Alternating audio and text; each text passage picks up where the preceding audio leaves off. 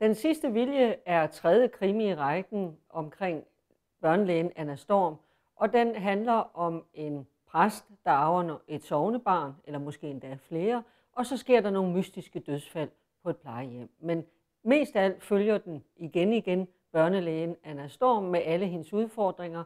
Det være sig som læge, det være sig som mor, det være sig som kæreste, det være sig som menneske. Inspirationen til bogen finder jeg mange steder fra. Noget af det handler jo om, hvad der er sket i virkeligheden. Jeg plejer gerne at sige, at alt er sket i virkeligheden, og intet er hændt. Det er klart, at krimien er ligesom de andre har været ren fiktion.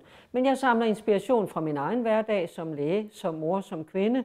Og så er jeg inspireret af en del andre kollegaers historier, hvad de har oplevet. Og så noget af det i den her, må jeg så også sige, handler om mine egne oplevelser i forbindelse med, da jeg i sin tid mistede min mor, da hun blev alvorligt syg. De ting, vi oplevede, hvordan man behandlede ældre, ikke mindst døende, på godt og til i nogle situationer på ondt. Så det er et miskmask af personlige oplevelser, det er et miskmask af personlige oplevelser som læge, og så en masse inspiration udefra. Og så er det hele kogt sammen til ikke en suppedas, men en krimi. Ja, hvad kan læseren få ud af at læse min bog?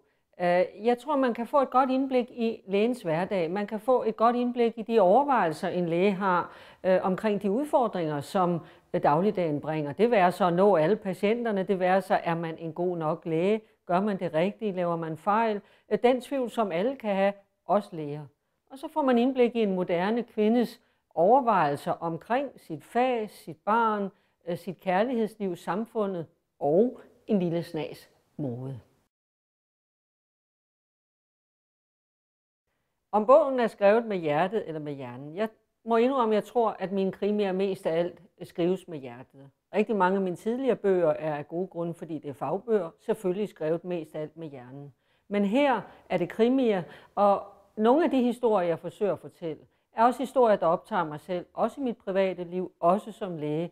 Og noget af det handler jo også om nogle sorger, jeg selv har været igennem. Min mors alvorlige sygdom, hendes død, nogle af de ting, jeg oplevede i den forbindelse. Og der er ingen tvivl om, at noget af det har for min part været rent mentalhygiejnisk. At få skrevet ned og få bearbejdet. Så alt i alt er det vel nok mest af alt hjertet, jeg skriver med. Kan vi forvente flere spændende eventyr med Anna Storm?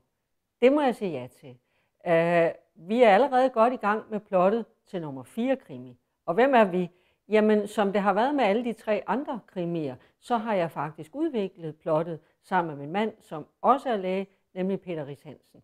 Og vi har allerede styr på nummer 4 krimi. Og jeg var lige ved at sige, at nummer 5 er også lige ved at være der.